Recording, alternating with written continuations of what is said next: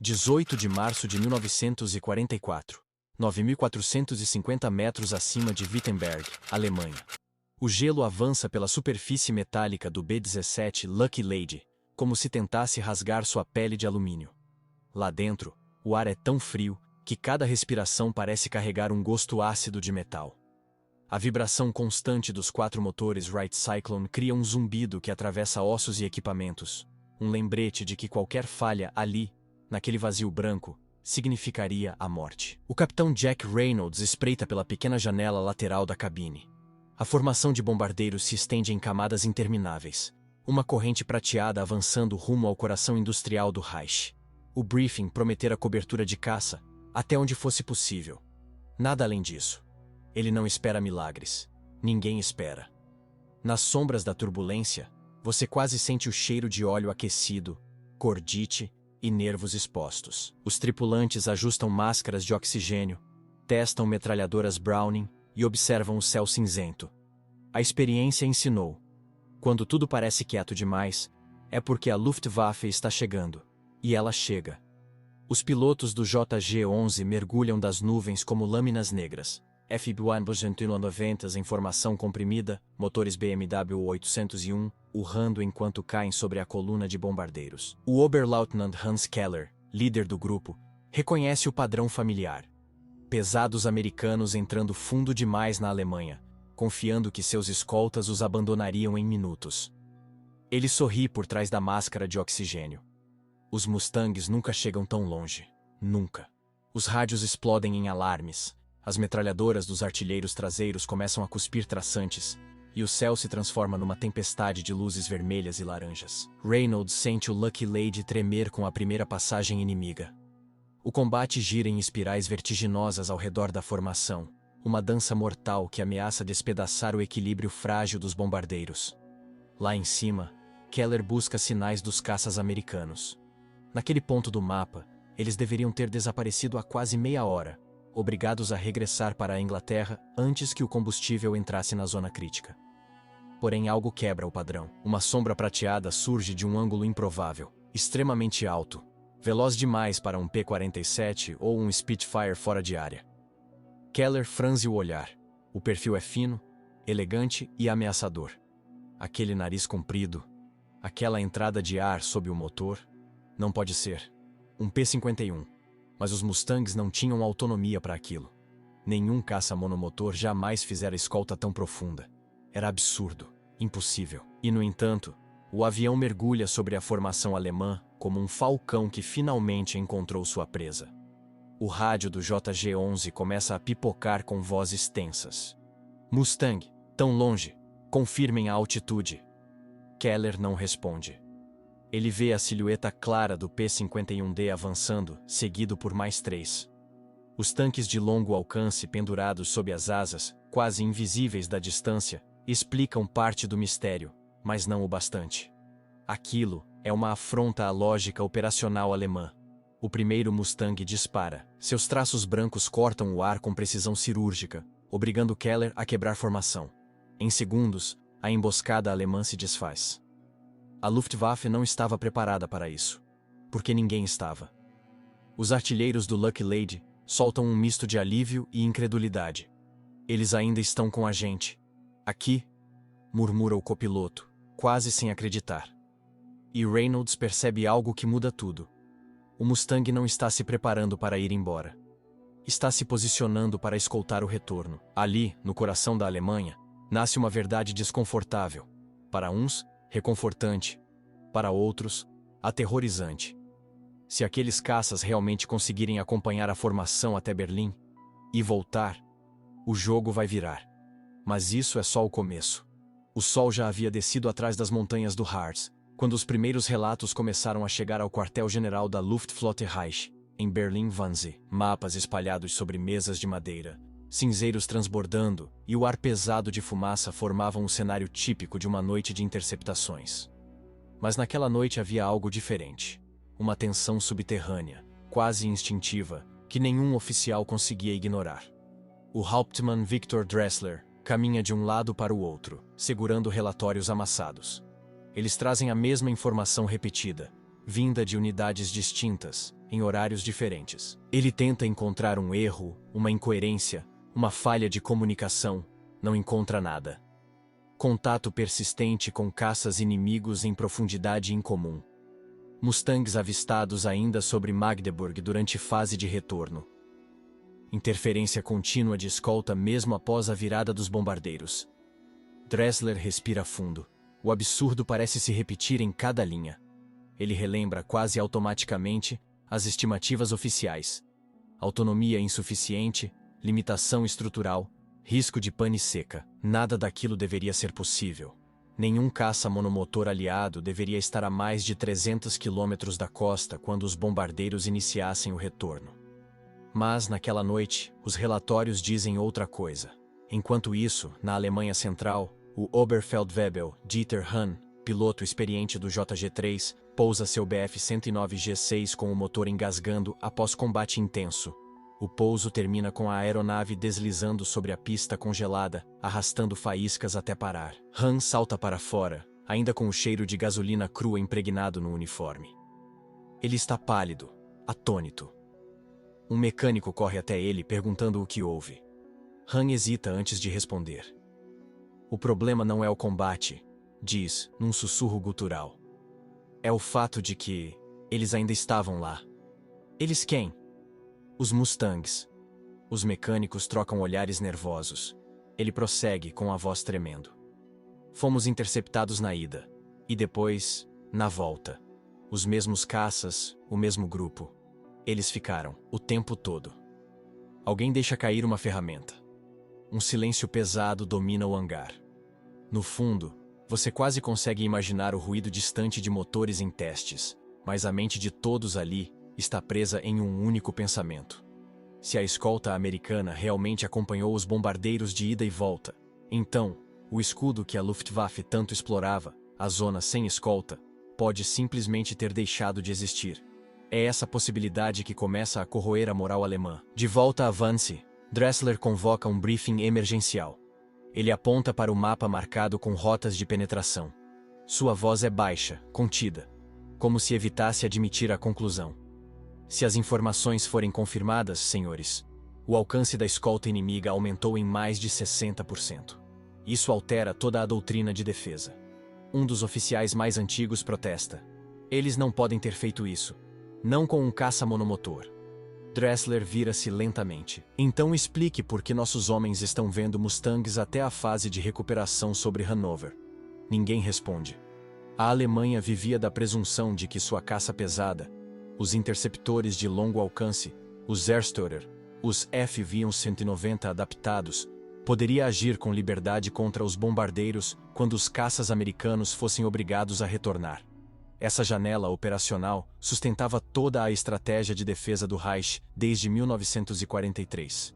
E agora, essa janela parecia prestes a fechar. Horas depois, enquanto a madrugada avança como um véu de chumbo sobre o país, Dressler recebe um telefonema urgente do comando subordinado em Kassel. O relatório é direto. General, nossas unidades foram interceptadas em 2 momentos distintos pelo mesmo grupo de Mustangs. Eles portavam tanques suplementares. Permaneceram na área de combate até o final. Não recuaram. Dressler fecha os olhos. Os tanques externos? Claro. A inteligência alemã havia subestimado sua capacidade real, ignorado seu impacto operacional. Era um erro caro. Muito caro. Longe dali, em campos de pouso varridos pelo vento na Inglaterra, os pilotos do 357th Fighter Group desligam seus P-51D exaustos, ainda pingando combustível residual dos tanques alijáveis. Há um cansaço satisfeito nos olhos de cada um. Eles sabiam que algo novo havia acontecido naquele dia. Sargentos de manutenção caminham entre as aeronaves, tocando as superfícies marcadas por tiros, sentindo o cheiro de metal aquecido após horas de voo. A autonomia ampliada funcionara, melhor do que qualquer projeção. O tenente Bud Anderson, ainda removendo a máscara, olha para os bombardeiros retornando ao longe, lentos, pesados, mas intactos. Ele sorri, sem dizer palavra. Os Mustangs não apenas os acompanharam até o alvo, permaneceram até o fim. A Luftwaffe descobriria isso da pior forma, e quando descobrisse, tudo mudaria. 19 de março de 1944. 7.200 metros acima de Braunschweig. Uma névoa leitosa cobre o céu alemão, filtrando a luz do amanhecer.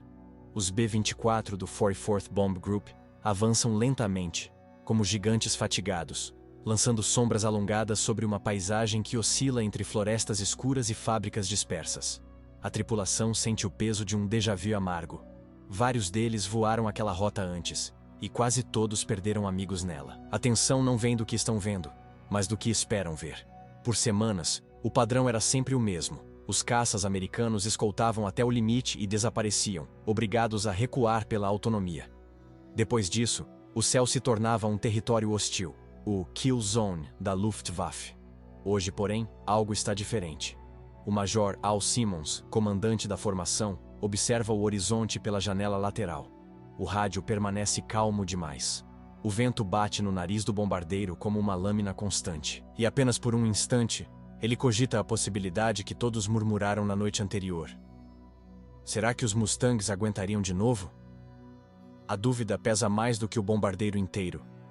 Quase ao mesmo tempo, em um campo isolado perto de Quedlinburg, o Lieutenant Ernst Voss corre para seu Bf 109G-14. Ele já enfrenta cansaço crônico, noites mal dormidas, escassez de combustível de qualidade e um inimigo que parece não parar de se multiplicar. Mas ele ainda confia em uma coisa. Quando os americanos avançam fundo demais, eles acabam sozinhos. Essa confiança naquele dia está prestes a ser destruída. O rádio chia dentro da cabine enquanto Voss sobe em espiral com os demais pilotos do JG-300. O alvo é Braunschweig. Bombardeiros já cruzaram o Weser. Nenhuma escolta detectada em profundidade. Nenhuma escolta. A frase é reconfortante demais para ser verdadeira. Voss sabe disso, mas também sabe que, até onde sua experiência indica, aquilo costuma se confirmar. Ele acelera. O motor Daimler-Benz ruge e a aeronave vibra como se quisesse escapar da gravidade à força. Quando o grupo chega ao setor designado, encontram o esperado. A formação de B-24 subindo em direção ao alvo, lenta e vulnerável. Voss sorri. O ataque será uma formalidade. Ele prepara o mergulho. E então, o rádio inimigo explode em vida. Bogies! High Six! High Six! Mustangs a 40 graus! Voss instantaneamente puxa o manche, procurando visualmente o setor indicado. Os olhos percorrem o céu em círculos estreitos, rápidos, até que ele os vê. As silhuetas são inconfundíveis. P-51D, brilhando como lâminas polidas sob a luz difusa. 10 deles, talvez 12, descendo com autoridade. Mas não é isso que o derruba por dentro. É a distância do fronte. Aqueles caças não deveriam estar ali.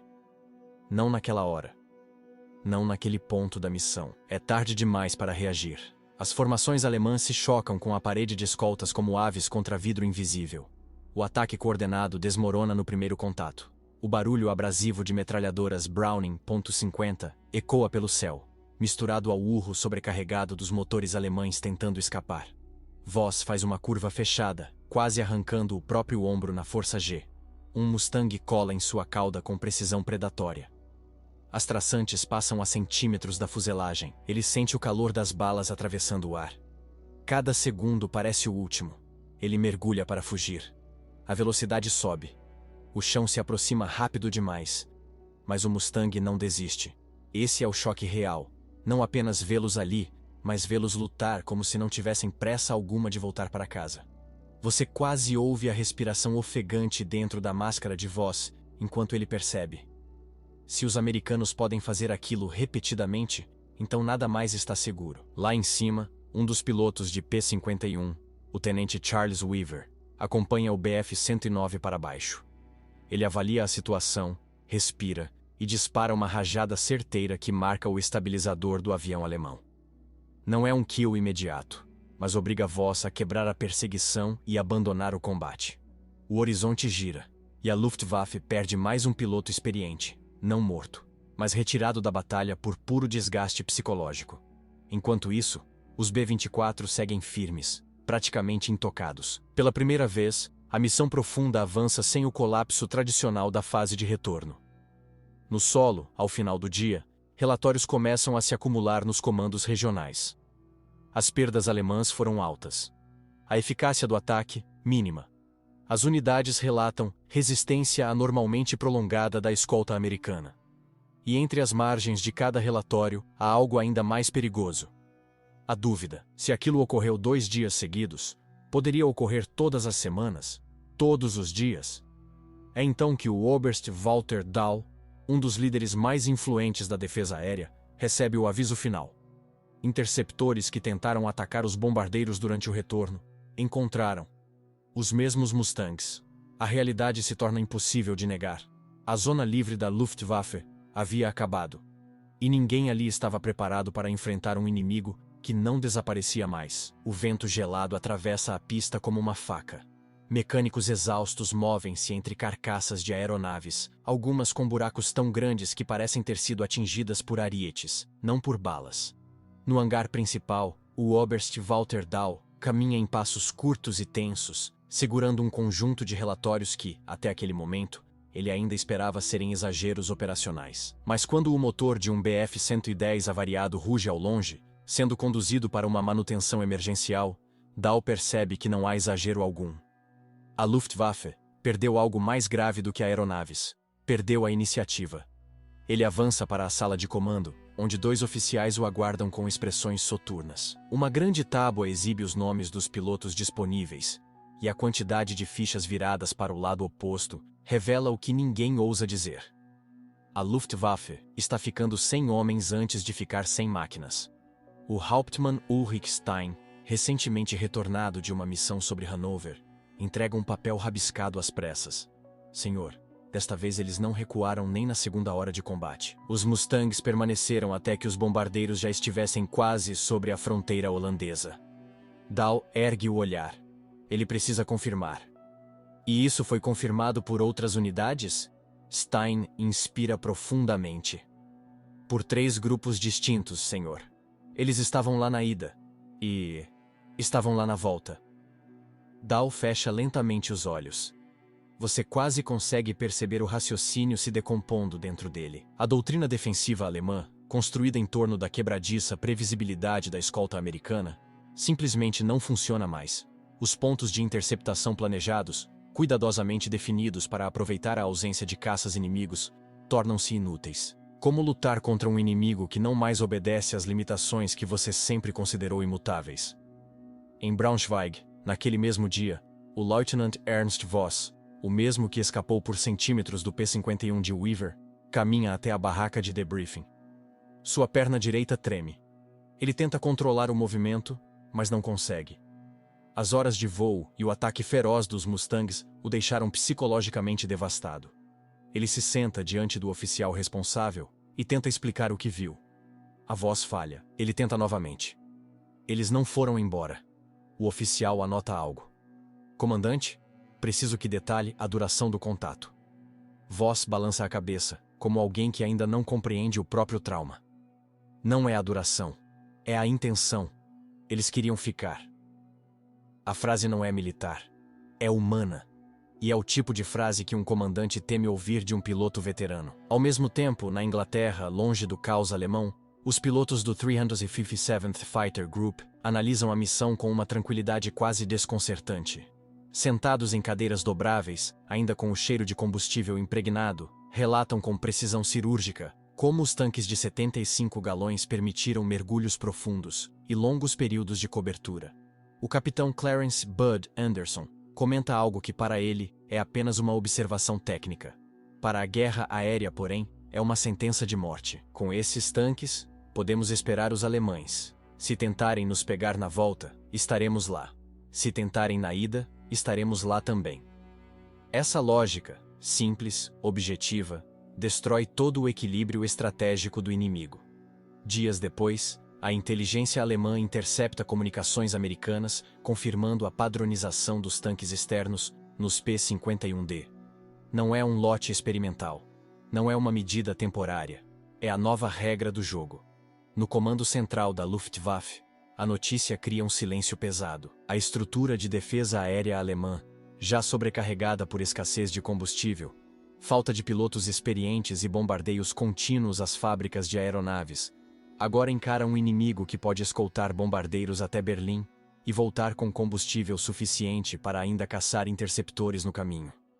A percepção se espalha rapidamente entre unidades de caça, primeiro como rumor, depois como suspeita, e finalmente como certeza. Os americanos ganharam o alcance, e quem controla o alcance controla o ritmo da guerra. A partir daquele momento, cada missão alemã passa a ser planejada não mais em termos de agressividade, mas de sobrevivência. Não mais como derrubar bombardeiros, mas como evitar Mustangs. Os pilotos falam disso sussurrando, como se temessem que a própria menção atraísse os caças inimigos. A sensação é quase supersticiosa. É a primeira vez desde 1940 que a Luftwaffe teme o céu em que voa. E enquanto Dahl observa o mapa à sua frente, cheio de rotas que já não fazem sentido, ele entende o peso histórico daquele instante. Não era apenas o surgimento de um novo caça. Era o colapso de uma estratégia inteira. E quando isso acontece, nenhuma força aérea sobrevive sem pagar um preço devastador. A chegada do Mustang selou o destino do Reich. O céu nunca mais pertenceu à Luftwaffe.